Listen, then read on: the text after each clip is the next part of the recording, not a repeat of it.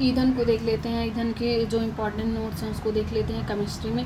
घरेलू और औद्योगिक उपयोगों से संबंधित उष्मा ऊर्जा के प्रमुख स्रोत लकड़ी, काष्ठ, कोयला, पेट्रोल, मिट्टी का तेल आदि हैं। ये पदार्थ ईंधन कहलाते हैं। अच्छा ईंधन वह है जो सहज उपलब्ध हो जाता है, यह सस्ता होता है और वायु में सामान्य दर से सुगमतापूर्वक जलता है। यह अधिक मात्रा में ऊष्मा उत्पन्न करता है। यह जलने के उपरांत कोई वांछनीय पदार्थ नहीं छोड़ता है। फिर उसके बाद यहाँ देख लेते हैं, संभवतः ऐसा कोई भी ईंधन नहीं है जिसे एक आदर्श ईंधन माना जा सके। ईंधन क्षम दक्षता किसी ईंधन के 1 किलोग्राम के पूर्ण दहन से प्राप्त ऊष्मा की मात्रा उसका ऊष्मीय मान कहलाती है। ईंधन के ऊष्मीय मान को किलोजूल प्रति केजी मात्रक द्वारा प्रदर्शित किया जाता है। इसका विभिन्न ईंधनों के ऊष्मीय मान को देख लेते हैं। ईंधन है, ये ऊष्मीय मान है। गोबर के उपले का 6000 से 8000। फिर यहाँ लकड़ी का है, फिर उसके बाद लकड़ी के बाद कोयले का है, कोयले के बाद पेट्रोल के बाद मिट्टी का तेल, मिट्टी के बाद डीजल के बाद मीथेन के सीएनजी के बाद एलपीजी के बाद जैव गैस के बाद हाइड्रोजन में सबसे ज़्यादा है 1,50,000 1,50,000 जो है उसमें यहाँ पे है किलो कैलोरी प्रति,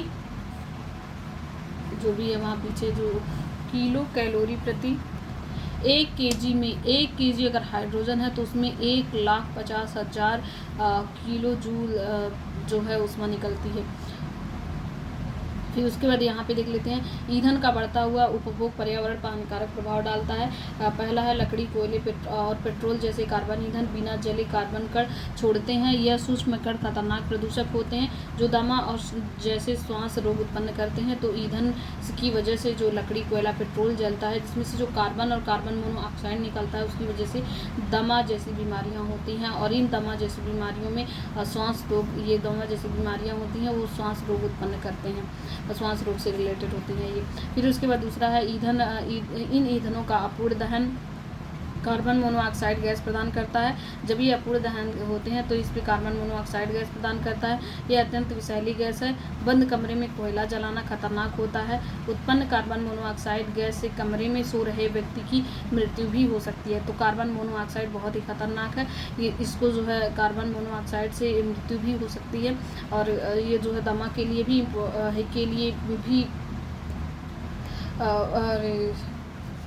दमा के लिए भी इसकी भूमिका होती है, लेकिन ये जो है बहुत नुकसान करता है। स्वास्थ्य संबंधी बीमारियां हो सकती है, मृत्यु भी हो सकता है। फिर अधिकांश ईंधनों के दहन से पर्यावरण में कार्बन डाइऑक्साइड गैस निकलती है।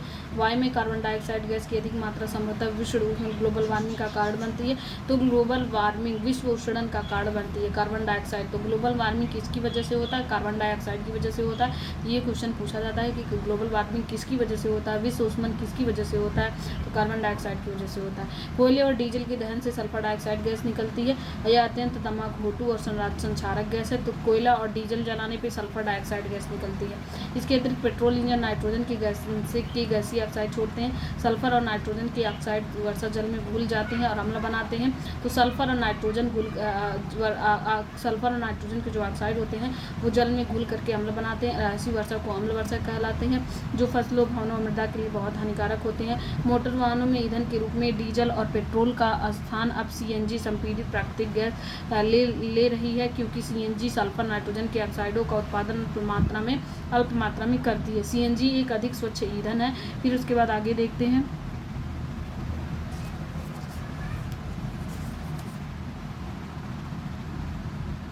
यहाँ पर ईंधन, जीवाश्म ईंधन, कोयला, पेट्रोलियम और प्राकृतिक गैसों जैसे कुछ समाप्त होने वाले प्राकृतिक संसाधनों का निर्माण सजीव प्राणियों की मृत अवशेषों जीवाश्मों से होता है, अतः इन्हें जीवाश्मी ईंधन कहते हैं। कोयला के मुख्य रूप से कोयला में मुख्य रूप से कार्बन होता है। मृत वनस्पति के धीमे प्रक्रम द्वारा कोयले में परिवर्तन को कार्बनीकरण कहते हैं। और क्योंकि यह वनस्पति इनके अवशेषों से बना है, अतः कोयलों को जीवाश्म ईंधन भी कहते हैं। वायु में गर्म करने पर कोयला जलता है और मुख्य रूप से कार्बन डाइऑक्साइड गैस उत्पन्न करता है। उद्योग में कोयले के प्रक्रमण द्वारा कुछ उपयोगी उत्पाद प्राप्त किए जाते हैं, जैसे कोक, कोलतार और कोयला गैस। फिर कोक क्या है? यह कोक के बारे में देख लेते हैं। यह एक कठोर सरंध्र और काला पदार्थ है। यह कार्बन का लगभग शुद्ध रूप है। कोक का उपयोग इस्पात के औद्योगिक निर्माण और बहुत से धातुओं के निष्कर्षण में किया जाता है। कोलतार को देख लेते हैं। यह एक अप्रिय गंध वाला गाढ़ा द्रव होता है। यह लगभग 200 पदार्थों का मिश्रण होता है। कोलतार से प्राप्त उत्पादों का उपयोग प्रारंभिक पदार्थ के रूप में दैनिक जीवन में काम आने वाले विभिन्न पदार्थों के औद्योगिकरण निर्माण में तथा उद्योगों जैसे संश्लेषित रंग में, औषधि में, विस्फोटक सुगंध में, विस्फोटक में, सुगंध में, प्लास्टिक में, पेंट में, फोटोग्राफिक सामग्री में, छत निर्माण सामग्री में आदि में होता है। कोयला गैस को देख लेते हैं। कोयले के प्रक्रमण द्वारा कोक बनाते समय कोयला गैस प्राप्त होती है। तो ये जो इम्पॉर्टेंट है, ये इसलिए इम्पॉर्टेंट है क्योंकि इस चैप्टर से जो PCS और IAS के जो प्रीलिम मेंस के जो क्वेश्चन होते हैं, तो ये चीज़ें जो आपको तैयार रहेंगी तो वहाँ पे हम आसानी से लिख सकते हैं। तो ये मेंस के पॉइंट से बहुत इंपॉर्टेंट चैप्टर है। यहाँ से क्वेश्चन एक ना एक तो बनते ही हैं, क्योंकि वर्तमान समय में जो ग्लोबल वार्मिंग हो रहा है तो इससे रिलेटेड ये सब कंटेंटों को वहाँ पे हम ऐड कर सकते हैं। और जो इसमें से प्रीलिम्स के भी क्वेश्चन पूछे जाते हैं, जैसे अभी देखे हैं कि कार्बन डाइऑक्साइड से ग्लोबल वार्मिंग होता है। तो ऐसे क्वेश्चन हैं जो प्रीलिम्स के लिए भी इम्पॉर्टेंट है, लेकिन ये चैप्टर मेंस के लिए इम्पॉर्टेंट है। फिर यहाँ पे देख लेते हैं कोयले की प्रक्रमण द्वारा कोक बनाते समय कोयला प्राप्त होती है। यह कोयला प्रक्रमण संयंत्रों के निकट स्थापित बहुत से उद्योगों में ईंधन के रूप में उपयोग की जाती है। कोयला ठोस जीवाश्मी ईंधन है एवं प्राथमिक रूप से कार्बन की अवसादी चट्टानों से बना होता है। कोयले की 5 प्रमुख श्रेणियां हैं। पहला है पीट कोयला। तो कोयला का पूछा जाता है, ये प्रीलिम्स के क्वेश्चन यहाँ से बनते हैं, प्रीलिम्स और मेंस दोनों के। कोयला की कितनी श्रेणियाँ होती हैं? कोयला 5 श्रेणियाँ हैं। कितनी श्रेणियाँ? 5 श्रेणियाँ। तो इसमें पहला है पीट कोयला, लिग्नाइट कोयला। लिग्नाइट कोयला, भूरा कोयला किसको कहते हैं? लिग्नाइट कोयला। ये क्वेश्चन पूछा जाता है कि लिग्नाइट किसका है, तो किसका क्या है ये? तो लिग्नाइट क्या है? कोयले का एक प्रकार है। और फिर उसके बाद सब विटुमिनस कोयला, फिर विटुमिनस कोयला जिसे सॉफ्ट कोयला कहते हैं, फिर एंथ्रेसाइट को कठोर कोयला कहते हैं। तो सबसे ज़्यादा इंपॉर्टेंट अभी देखते हैं कि इसमें एंथ्रेसाइट होता है, जिसमें सबसे ज़्यादा कार्बन की मात्रा होती है। तो यहाँ देख लेते हैं, पीट कोयले में पानी की मात्रा अधिक होती है। तो ये जो पीट कोयला पहला है, इसमें पानी की मात्रा अधिक होती है, इसलिए निम्न श्रेणी का ईंधन बन जाता है। तो इसलिए ये निम्न श्रेणी का ईंधन बन जाता है। सबसे इम्पॉर्टेंट होता है एंथ्रेसाइट कोयला, जो कठोर कोयला है। फिर ये आगे देखते हैं, तलछटों के भार पर पीट संपीड़ित होकर सहस्र वर्षों के बाद लिग्नाइट भूरा कोयले में परिवर्तित हो जाता है। जो पीट होता है कई साल बाद फिर लिग्नाइट में भूरा कोयला। तो लिग्नाइट कोयला क्या है? भूरा कलर का होता है, तो इसलिए इसे भूरा कोयला भी कहते हैं। पीट की तुलना में लिग्नाइट में कार्बन का प्रतिशत अधिक होता है। पीट में सबसे कम कार्बन, फिर उसके बाद उससे ज़्यादा, पीट से ज़्यादा लिग्नाइट में कार्बन होता है, फिर लिग्नाइट से ज़्यादा।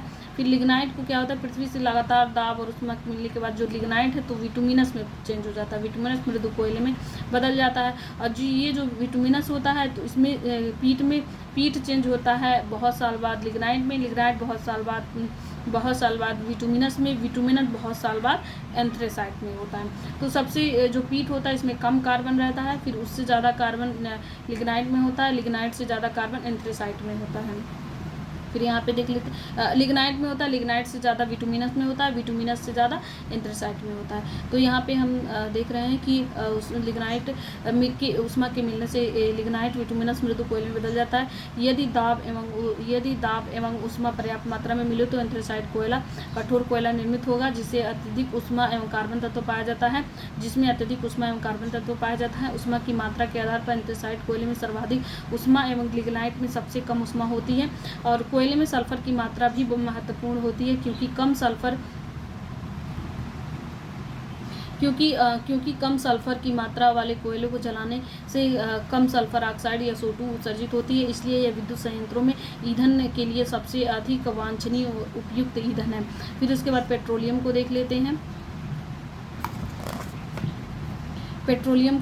हैं। यहाँ पेट्रोलियम या कच्चा तेल, ऐसा तेल जो ज़मीन से निकलता है वो कच्चा तेल है। फिर एक गाढ़े गहरे रंग का तरल होता है, जिसमें हजारों दहनकारी हाइड्रोकार्बन के मिश्रण के साथ साथ थोड़ी मात्रा में सल्फर, ऑक्सीजन, नाइट्रोजन की अशुद्धियाँ मिली रहती हैं। इस तेल को पारंपरिक तेल या हल्के तेल के नाम से भी जाना। तो पारंपरिक तेल और हल्का तेल किसे कहते हैं? पेट्रोलियम को कहते हैं। कच्चे तेल एवं प्राकृतिक गैस के भंडार अक्सर समुद्र की तली, समुद्री अधस्थल के नीचे या भूमि पर पृथ्वी की पट्टी पर एक साथ पाए जाते हैं। इसके निष्कर्षण के बाद कच्चे तेल को पाइपलाइनों, ट्रकों एवं जहाज़ों के तेल टैंकर होते हैं के द्वारा रिफाइनरी में भेज दिया जाता है। जब ये निकलता है परपट्टी से कच्चा तेल, फिर उसके बाद उसे रिफाइनरी में भेज दिया जाता है। रिफाइनरियों में तेल को गर्म किया जाता है, उसको उसके विभिन्न घटकों में पृथक कर लिया जाता है और विभिन्न क्वथनांक बिंदुओं पर आश्रित करते हैं। और फिर आश्रित करने हैं तो इसके महत्वपूर्ण घटक क्या निकलते हैं? गैस निकलता है, गैसोलीन निकलता है, और जो हवाई जहाज में काम आने वाला ईंधन है, फिर केरोसिन निकलता है, डीजल तेल निकलता है, नेफ्ता निकलता है, ग्रीस निकलता है एवं मोम एवं एस्फाल्ट भी निकलते हैं। इसके महत्वपूर्ण घटक है। तेल के आसवन से प्राप्त कुछ उत्पादों को पेट्रो रसायन कहते हैं, जिसे पीड़कनाशों, प्लास्टिक, कृत्रिम रेशों, पेंटों और औषधियों इत्यादि बनाने के लिए कच्चे माल के रूप में उपयोग किया जाता है। प्राकृतिक गैस को देख लेते हैं, नेचुरल गैस को देख लेते हैं। प्राकृतिक गैस गैसीय हाइड्रोकार्बन एवं अन्य गैसों का मिश्रण होता है जो प्राय पेट्रोलियम। तो ये वाला सेंटेंस तो पूछता है प्रीलिम्स में कि ऐसे सेंटेंस दे दिया जाएगा, कथन में दे दिया जाएगा कि पहला कि सही है कि नहीं सही है। तो यहाँ पे प्राकृतिक गैस गैसीय हाइड्रोकार्बन अन्य गैसों का मिश्रण है, तो हाँ सही है। हाइड्रोकार्बन तो है ही, हाइड्रोकार्बन और गैसों का मिश्रण है तो सही है। जो प्राय पेट्रोलियम के साथ तेल कूपों से निकलती हैं। पृथ्वी पर कुछ क्षेत्रों में प्राकृतिक गैस प्राकृतिक दरारों से या अप्रवेश चट्टानों में छेद करने पर उच्च दाब के साथ निकलती है। प्राकृतिक गैस में साधारणतः गैसीय हाइड्रोकार्बन में मीथेन, एथेन, प्रोपेन, ब्यूटेन होती हैं तथा अन्य गैसों में नाइट्रोजन, कार्बन डाइऑक्साइड और हाइड्रोजन सल्फाइड होती हैं। कुछ क्षेत्रों की प्राकृतिक गैसों में हीलियम भी होती है। प्राकृतिक गैसों में मीथेन की प्रतिशतता सबसे अधिक है। तो ये क्वेश्चन पूछा जाता है कि प्राकृतिक गैस में सबसे ज़्यादा किसकी प्रतिशतता होती है? तो प्राकृतिक गैस में मीथेन की सबसे ज़्यादा प्रतिशतता होती है। प्राकृतिक गैस का उपयोग ईंधन के रूप में तथा लैंप ब्लैक के रूप में, हाइड्रोजन के रूप में, गैसोलीन व कार्बनिक यौगिकों के निर्माण में होता है। प्रायः प्राकृतिक गैस से प्रोपेन और ब्यूटेन को पृथक करके उन्हें उच्च दाब पर द्रवित करते हैं। प्राकृतिक गैस से जो प्रोपेन और ब्यूटेन को अलग करते हैं, प्रोपेन और ब्यूटेन को अलग करने के बाद उन्हें उच्च दाब पर द्रवित करते हैं और जो द्रव मिश्रण प्राप्त होता है उसको स्टील के सिलेंडरों में रखते हैं। स्टील के जो सिलेंडर होते हैं उनमें रखते हैं। यह द्रव मिश्रण ही एलपीजी कहलाता है। तो क्या होता है कि एलपीजी लिक्विड पेट्रोलियम गैस क्या है? जो प्राकृतिक गैस से हम प्रोपेन और ब्यूटेन को अलग करते हैं। प्रोपेन और ब्यूटेन को अलग करते हैं, फिर उसके बाद उच्च दाब पर उसे द्रवित करते हैं और द्रवित करने के बाद उसे स्टील के सिलेंडर में भर देते हैं, रख देते हैं। तो वही जो यही द्रव मिश्रण जो है एलपीजी कहलाता है, लिक्विड पेट्रोलियम गैस कहलाता है। दाब हटाने पर यह पुनः गैसीय अवस्था में बदल जाता है। जैसे ही दाब हटाते हैं तो यह पुनः गैसीय अवस्था में बदल जाता है। एलपीजी का उपयोग प्रायः घरों में और होटल में ईंधन के रूप में किया जाता है। तो और यहाँ पे दो क्वेश्चन देख लेते हैं। निम्न में से कौन प्राकृतिक ईंधन है? तो इसका सही उत्तर है पेट्रोलियम। पेट्रोलियम पदार्थ प्राकृतिक ईंधन के अंतर्गत आते हैं। ये पृथ्वी के भीतरी दबे जीवाश्मों से निर्मित होते हैं। अन्य विकल्पों में कोक तथा टार कोयले या लकड़ी के भंजन आसवन से प्राप्त कर लेते हैं, जबकि कोल गैस को कृत्रिम तरीके से बनाया जा सकता है। तो इसका सही उत्तर है पेट्रोलियम। कौन प्राकृतिक ईंधन है? पेट्रोलियम प्राकृतिक ईंधन है। फिर एक और क्वेश्चन देख लेते हैं। निम्नलिखित जीवाश्मों में से कौन सा स्वच्छ ईंधन है? इसका सही उत्तर है स्वच्छ ईंधन कौन सा है? प्राकृतिक गैस। तो निम्नलिखित जीवाश्म ईंधनों में से कौन स्वच्छ ईंधन है? तो स्वच्छतम ईंधन प्राकृतिक गैस है। उसके बाद हम नेक्स्ट चैप्टर के इम्पोर्टेंट नोट्स देख लेते हैं।